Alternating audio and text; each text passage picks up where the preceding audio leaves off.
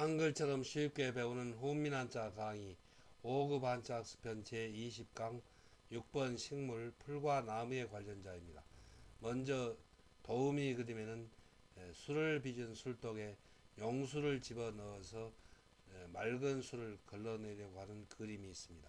버블추의 짜임은 대전과 소전에서는 손수변에 용수치를 결합해서 나타내고 해서에서 손수변을 글자의 변에 나타내고 그 오른쪽에 용수치가 말미암을 유 모양으로 변형한 모양을 결합하여 버블추 빼내추의 글자 모양이 되었습니다.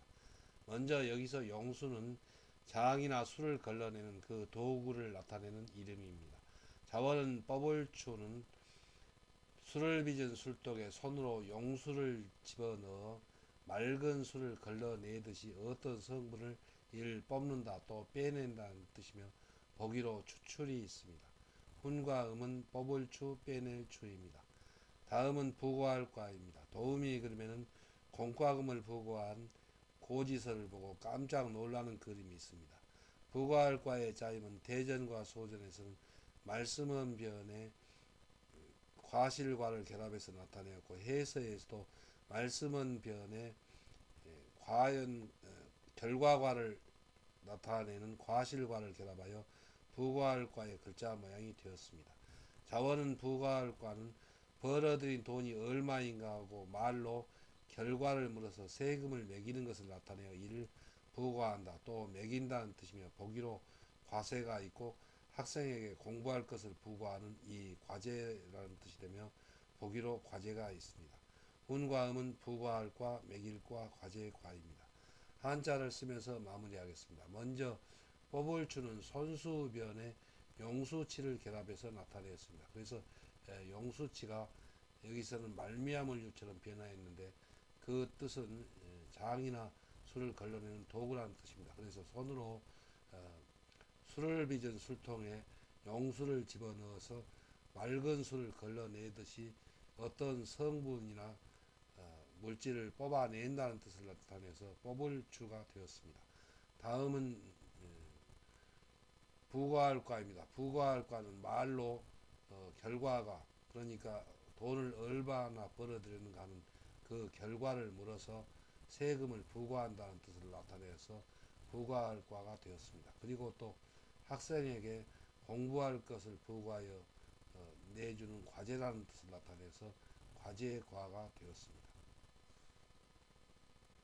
다음은 가지런할 적입니다. 도우미 그림에는 나무꾼이 나무다발을 툭툭 쳐서 가지런하게 마무리하는 그림이 있습니다.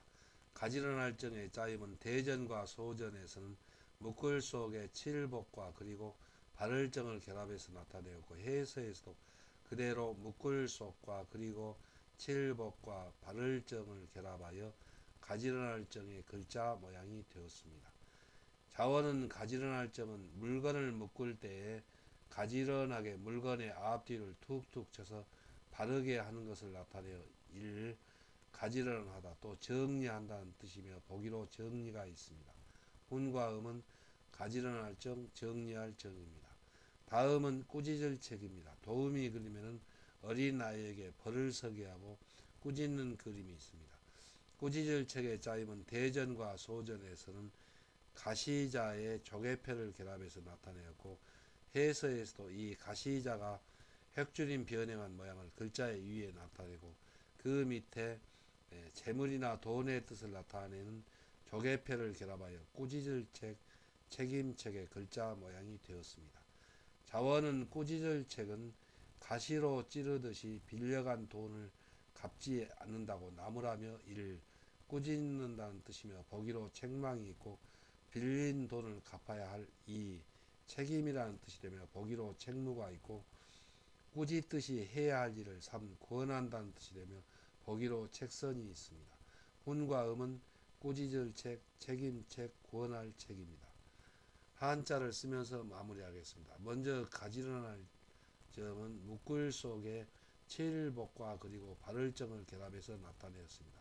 그래서 물건을 묶을 때에 칠복 그 물건의 앞뒤를 손으로 툭툭 쳐서 발을정 가지런하게 만드는 것을 나타내어서 가지런하다 또 정리한다는 뜻이 되며 그러니까 어떤 사물을 가지런히 하는 것이 바로 정리한다는 뜻이 되어서 정리할 적입니다.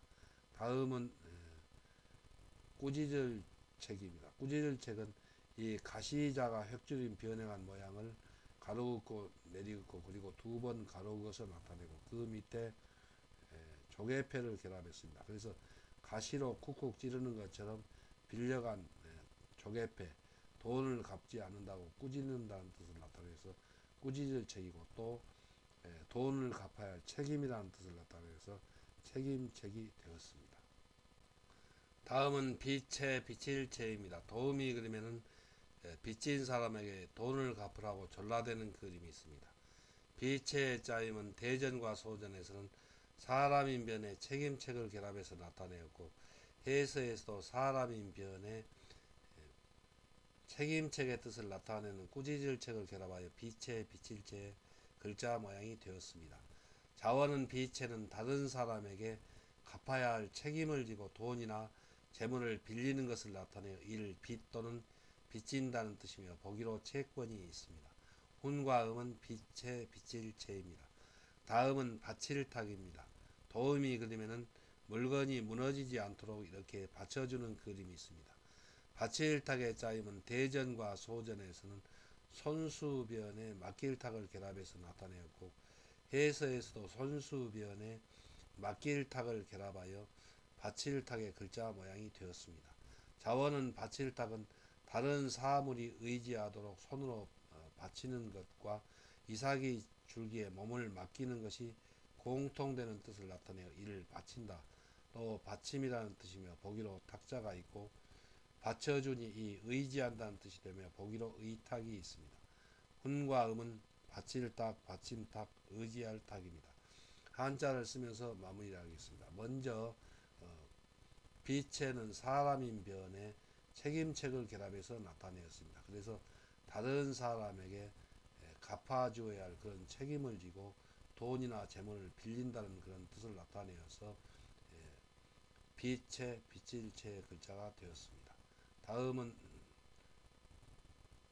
받칠탁입니다. 받칠탁은 손수변에 막길탁을 결합했습니다. 그래서 다른 사물이 넘어지지 않도록 손으로 받쳐주는 것과 그리고 여기서 막길탁은 이삭이 그 줄기에 몸을 맡기는 것을 공통된 점이 받쳐준다는 뜻을 나타내서 받칠탁, 막길탁이 되었습니다. 다음은 집택입니다. 도우미 그림에는 집에 돌아와서 자기 집으로 곧 들어가려고 서 있는 사람의 그림이 있습니다. 집택의 짜임은 대전과 소전에서는 집면 안에 막길탁을 결합해서 나타내었고 해서에서는 집면 머리를 글자의 위에 나타내고 그 밑에 막길탁을 결합하여 집택, 댁의 글자 모양이 되었습니다.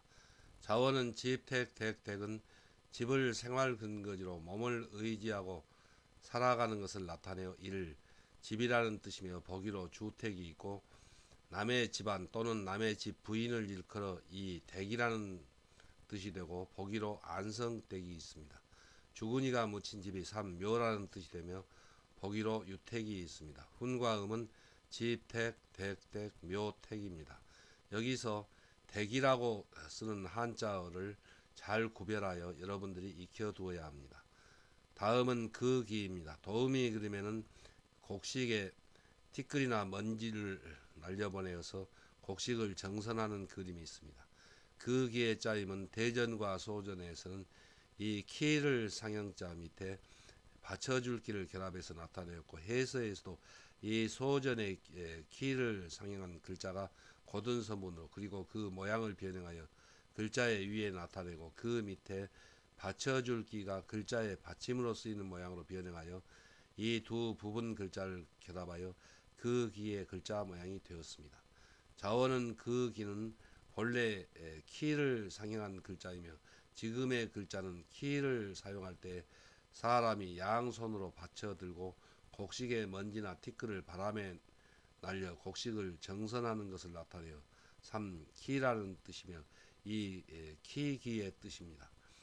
그런데 이 키기가 키를 가리키는 대명사로 쓰여 일 그라는 뜻이 되고 보기로 기간이 있고 말의 뜻을 세기하는 어조사로서의 이 어조사라는 뜻이 되며 보기로 수기 연호가 있습니다. 훈과 음은 그기, 어조사기, 키기입니다. 한자를 쓰면서 마무리하겠습니다. 먼저 집택, 택택은 집면 밑에 막길탁을 결합해서 나타내었습니다. 그래서 집을 생활 근거지로 몸을 의지하고 살아가는 것이 집이라는 뜻을 나타내어서 집택이 되었습니다. 다음은 그기입니다. 그기는 이 부분이 키를 상징한 부분 글자이고 또 그 밑에 받쳐줄 기를 결합했습니다. 그래서 우리들이 키를 들고 곡식에 먼지나 쭉정이를 날려보낼 때 양손으로 키를 받쳐들고 정선하는 것을 나타내어서 키의 뜻이었는데 그 뜻이 키를 가리키는 대명사로 쓰여서 그 기가 되었습니다. 그리고 키의 기는 현대에는 대나무 죽을 글자에 위에 나타내고 그 밑에 키를 상징하는 그 기를 결합하여 이 글자가 바로 키기를 따로 만들어서 쓰게 되었습니다. 그래서 이 글자가 키기입니다. 다음은 터전기, 바탕기입니다. 도우미 그림에는 현대 건축공사에서 기초공사를 하고 있는 그림이 있습니다. 터전기의 짜임은 대전과 소전에서는 그 기 밑에 흑토를 결합해서 나타내었고 해서에서도 이 삼태기의 뜻을 나타내는 키기 그 기를 글자의 머리에 쓰이는 모양으로 변형하여 글자의 위에 나타내고 그 밑에 흑토, 땅토를 결합하여 터전기, 바탕기의 글자 모양이 되었습니다. 자원은 터전기는 집을 지으려고 삼태기로 흙을 날라서 집터를 닦는다는 뜻을 나타내어 일, 터전, 또 바탕이라는 뜻이며 보기로 기초가 있고 집터는 생활의 이 근본, 또 비롯한다는 뜻이며 보기로 기준이 있습니다. 훈과 음은 터전기, 바탕기, 근본기, 비롯할 기입니다. 다음은 기간기입니다. 도우미 그림에는 달이 지구의 둘레를 공전하는 그림이 있습니다. 그래서 보름달에서 다음 보름달이 될 때까지가 약 한 달이라는 뜻을 나타내었습니다.